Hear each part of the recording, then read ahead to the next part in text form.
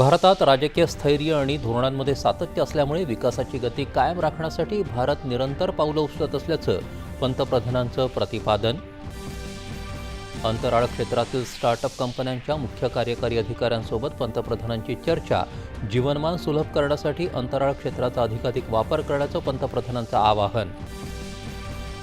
असीम निष्ठा आणि कठोर परिश्रमातून देशाच्या सीमांचं रक्षण करणाऱ्या सुरक्षा दलाच्या जवानांसोबत सर्व राजकीय पक्षांनी सौहार्दपूर्ण संबंध राखले पाहिजेत. केंद्रीय गृहमंत्री अमित शहा.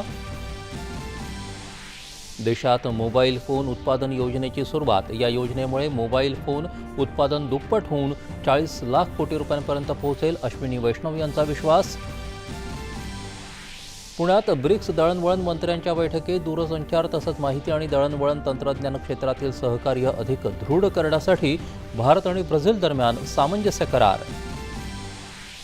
साखरेचे वाढते दर रोखण्यासाठी आणि पुरेशी उपलब्धता सुनिश्चित करण्यासाठी आवश्यक पावलं उचलत ग्राहक आणि ऊस उत्पादक शेतकऱ्यांच्या हिताचं रक्षण करण्यासाठी केंद्र सरकार कटिबद्ध.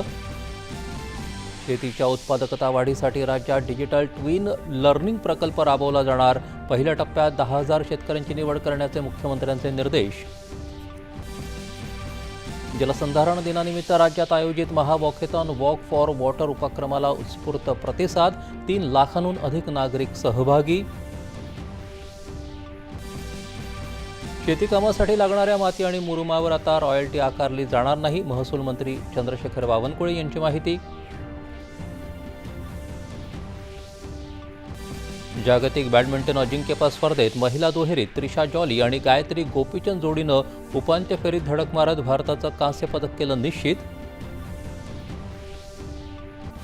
आणि भारताच्या काजल ढोचकनं सलग दुसऱ्यांदा पटकावलं 20 वर्षांखालील जागतिक कुस्ती स्पर्धेचं विजेतेपद.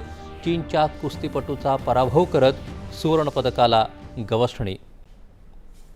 नमस्कार, 9:30च्या बातमीपत्रात मी विनायक घोडे आपलं स्वागत करतो. आता पाहूयात बातम्या